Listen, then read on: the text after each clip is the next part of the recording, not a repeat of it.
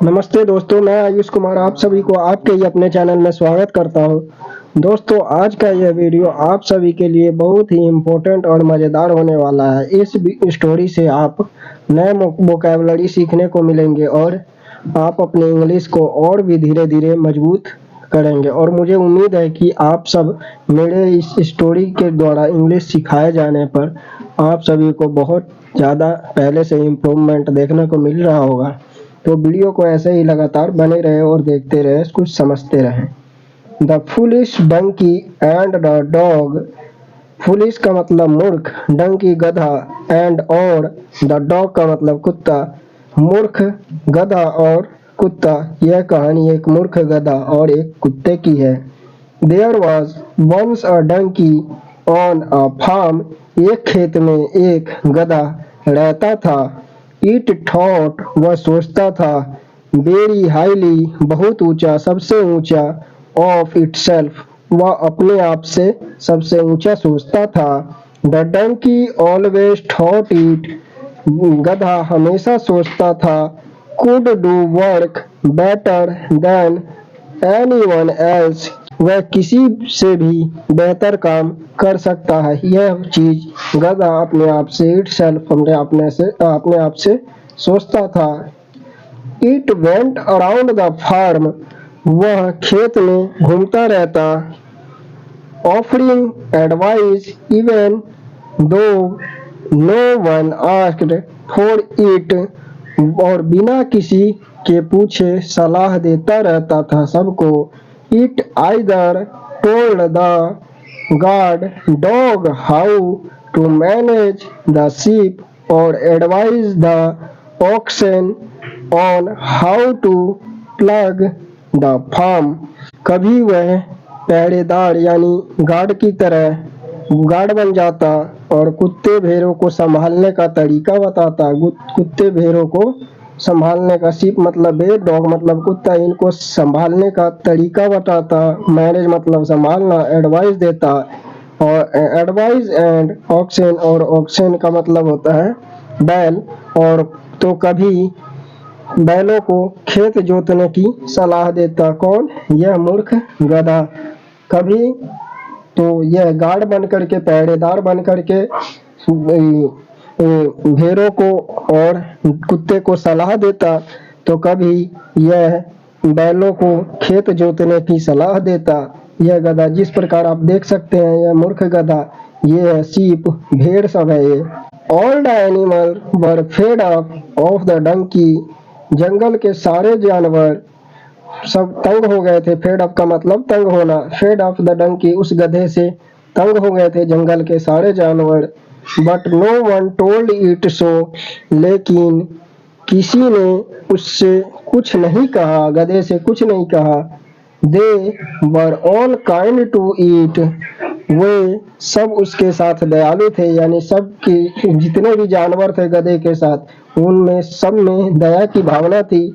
After all, आखिरकार, it was the most hard working animal on the farm, आखिरकार वह खेत का सबसे मेहनती जानवर था। कौन? यह गधा, fool donkey. It carried all the farmers loads whenever he went into the town, और वह जब भी किसान शहर जाता, जब भी किसान बाहर जाता था, वह किसान का सारा सामान ढोता था, सारा सामान अपने ऊपर लेकर के ढोता था। whenever का मतलब जब भी किसान went to into the town, किसान शहर जाता था, तो यह गधा उस किसान का सारा सामान ढोता रहता था। वन नाइट, एक रात, the donkey noticed that the farmer had forgotten to tie it properly to the barn. एक रात गधे ने देखा, नोटिस किया का मतलब देखना, दैट की उसे ठीक से खलिहान में बांधना भूल गया था।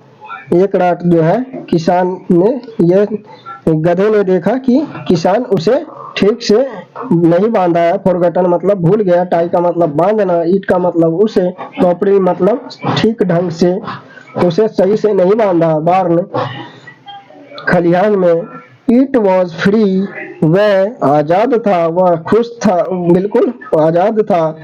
This is my lucky night, यह मेरी, ये उसने सोचा, गधे ने सोचा, ये मेरी किस्मत की रात है। लकी मतलब किस्मत, नाइट का मतलब रात। I will sneak out into the nearby farm and feast on all the corn, और मैं पास वाले खेत में चुपके से जाऊंगा। उसने सोचा, किसने? डंकी ने, मूर्ख डंकी ने।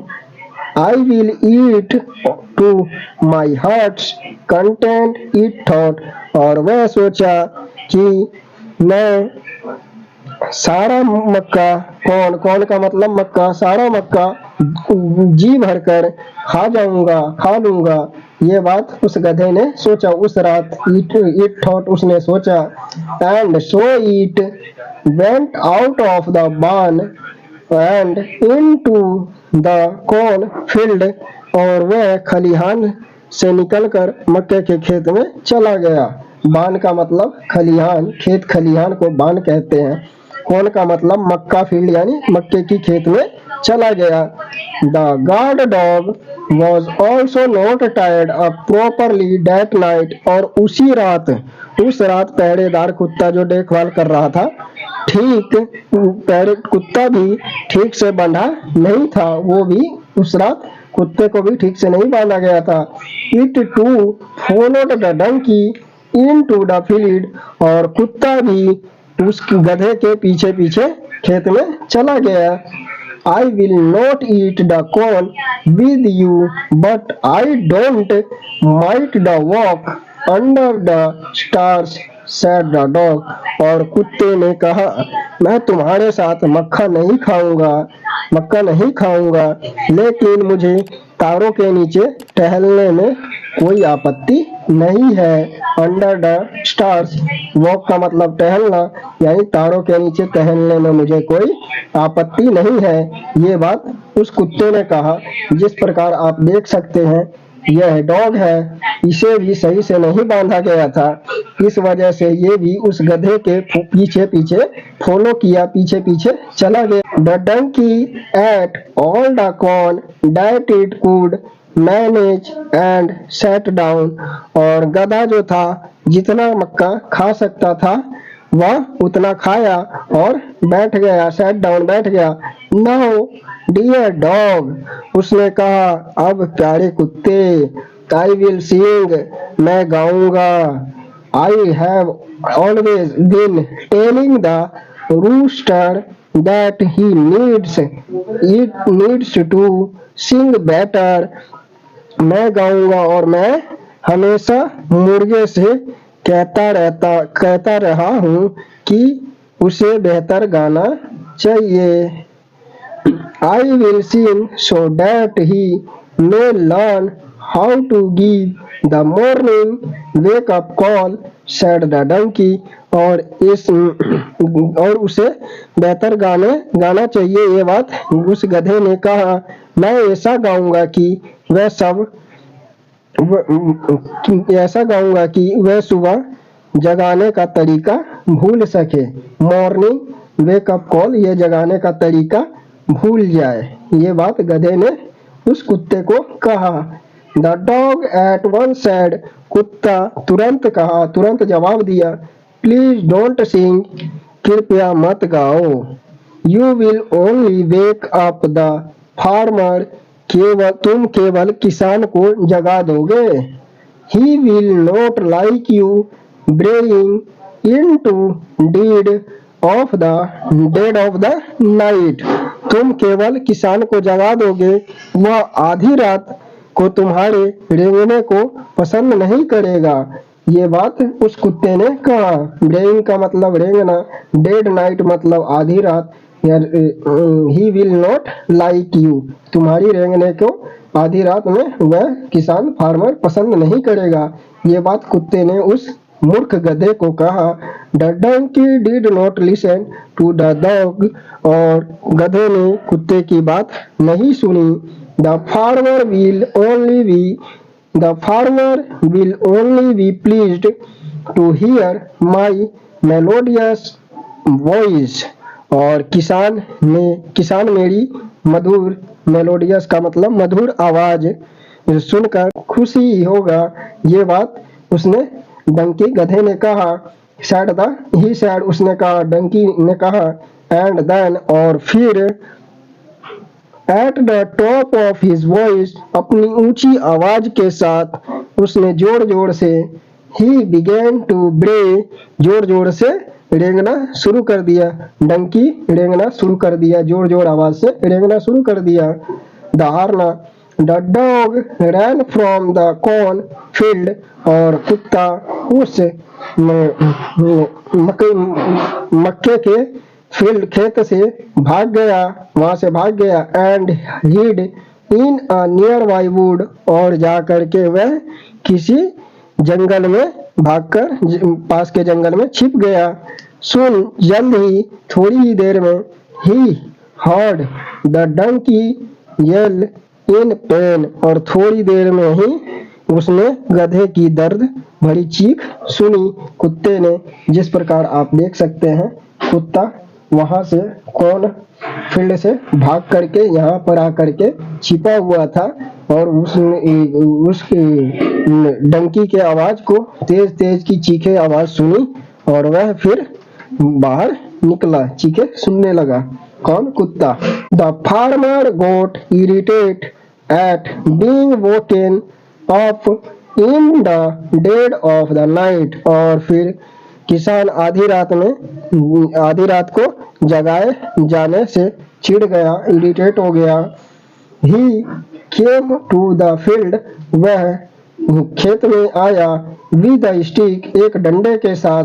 एंड बीट द डंकी, और उस गधे की पिटाई की।